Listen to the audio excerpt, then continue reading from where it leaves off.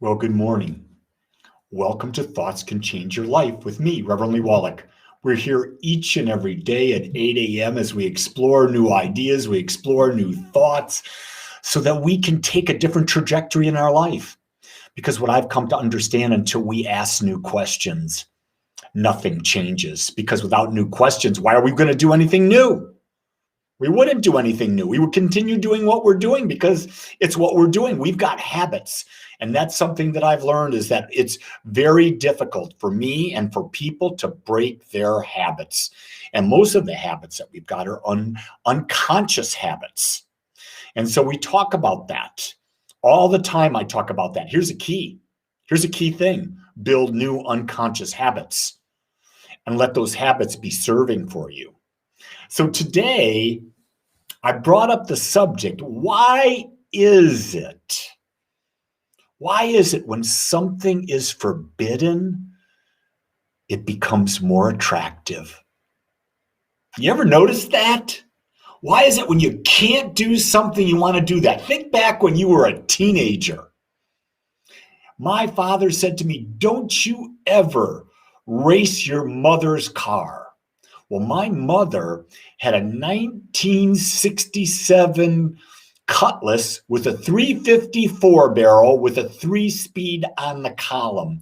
Now, that wasn't fast by today's standards, but by standards back in 1967, and this was in 1968 that this happened.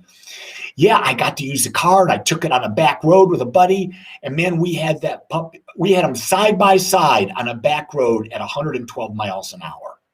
Now, cars back then weren't that safe, but it was because my dad had forbidden me that made it that much more attractive. Have you ever noticed that in your life? That when someone tells you you can't do something, you want to do it, don't you? Come on.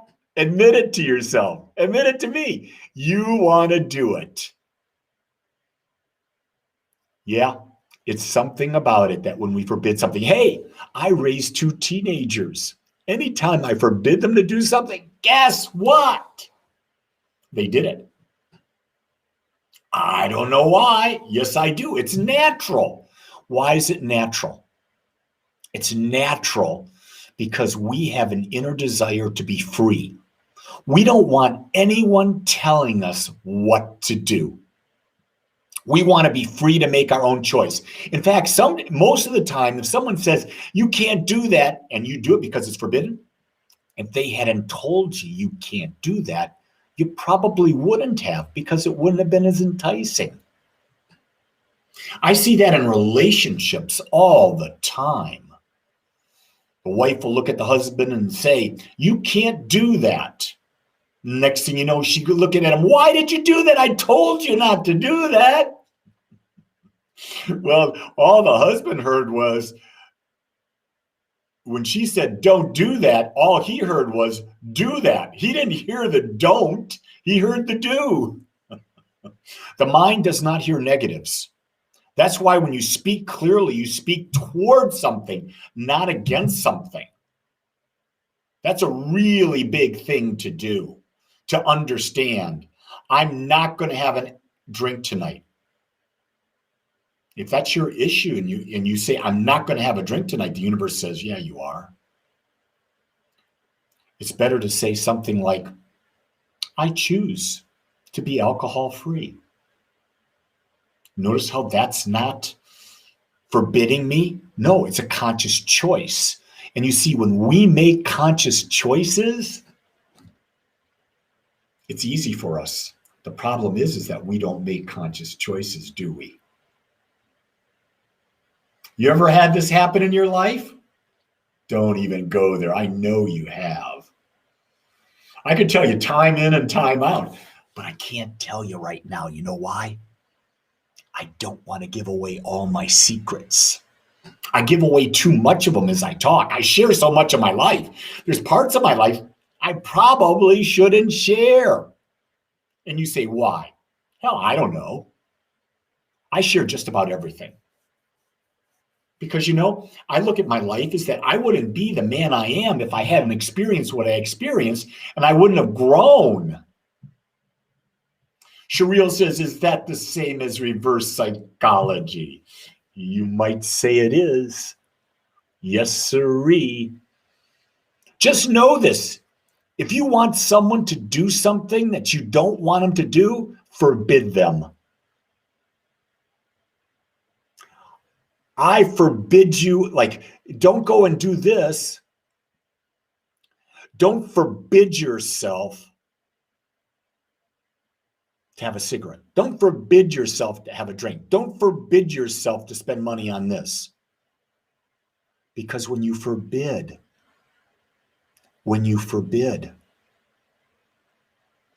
you're going to do it. Or it's going to torment the heck out of you. Make a conscious choice. Karen says, absolutely. No mud, no lotus. That's right. You got to have mud to grow. Beth has been around me a while, and she says, you never know where there is a lesson for someone in your stories. It's the reason I tell my stories. You know why I tell my stories? Because they're mine. I don't embarrass anyone by telling them, and I learn from it. Everything I share, I learn from. That's something that I've really become cognizant of, aware of, is that the more I teach, the more I talk, the more I learn about me, and the more I learn about you, and the more I learn about life. And that's great, because then we can go to a more expansive nature. See, I would rather not be forbidden to do something. I would rather be challenged to do something greater. Yeah, something greater. Hey, I'm just going to tell you, all of you folks in Dallas, Fort Worth, guess what's happening at 10 o'clock? Agape in the park. Yeah, we're meeting in person today. So if you want to join us and you're in DFW, go to agapespiritualcenter.com, click on the calendar, and there will be the address. Everyone's welcome. Bring a lawn chair. Got to have something to sit on. We're in a park. It's going to be fun. We're going to meditate at 10:30. We're going to do an abbreviated service, and we're going to have some fellowship. Haven't been together in a long time. I can't wait to see everybody. And for those of you that can't come, 10:30, know that I've got a service plan for you online, because I don't forget anybody. My job is to bring this teaching to as many people as I can. And if I have to learn to bilocate, guess what? I do. And you say, are you going to bilocate today? You watch and see what happens. Yes, it's true, Annette says, when I was a Mormon for 10 years, I really wanted to smoke and drink. When I left the church at the age of 28, I drank and smoked a lot. Then I found metaphysics, and I no longer had the desire to smoke and drink. Absolutely. Here's the thing. They should legalize marijuana right now. You get rid of all that bull crunch crime that they've associated with smoking a joint. And you know what? You get all that tax revenue you can apply to things that are of value, maybe to our kids' education, maybe teaching our kids how to have self-worth so that they don't have a desire to get hooked on anything. And I'm not saying you get hooked on marijuana. I'm not saying that marijuana is bad. I'm saying, but why do we forbid? Here's the thing. We forbid prostitution. Do you know any occupation that's been around longer than prostitution? It's been around since the beginning of humankind. Think about if you legalize it, you take the stigma off of it, you can control the amount of disease that's passed on. And my God, then there wouldn't be as much crime around it.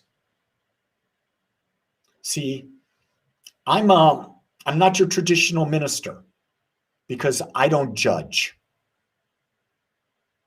I believe everyone has a right to make their own choice. And who am I to say what morality is right or wrong? Who gives me that power? Well, someone say, well, God makes it right or wrong. I think not. I'm going out here now because I'm going to tell you, this infinite power and presence that we know that created everything out of itself, and you and I are individualizations of it, it gave us freedom. And when it gave us freedom, it doesn't care what we do. Because the only reason it would care, is if it wasn't all powerful.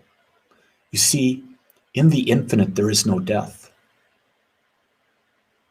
And if we're part of the infinite and we really never die, then morality's only about judging us, controlling us in that.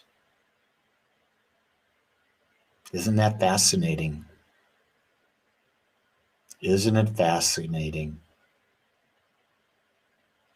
Everything is about control and power. And you know who rebels against it? I do. Do you? I hope so. If you're listening to me, you probably do. Because why would you listen to me? We have to be somewhat of a vibrational match. And I love all your comments. I'm watching them as they come by.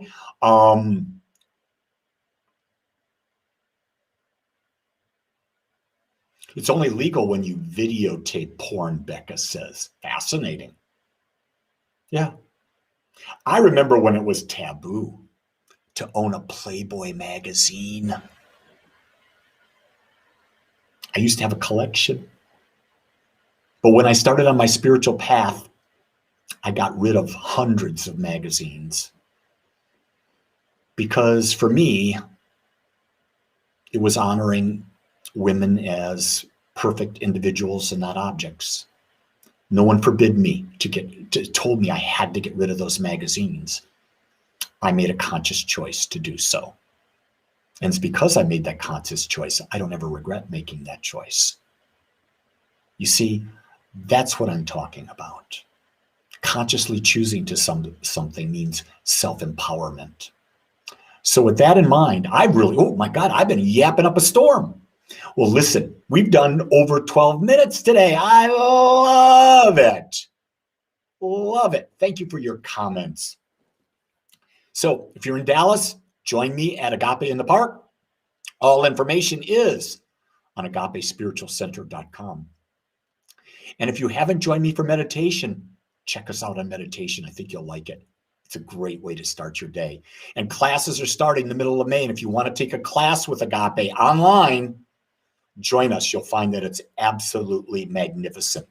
I want you to know I'm so grateful for you. And thank you for allowing me to be me. Because if you forbid me to be me, I'd still be me because I'm a rebel. So I love you and I accept you just like you are. Have a great day, everybody. Aloha.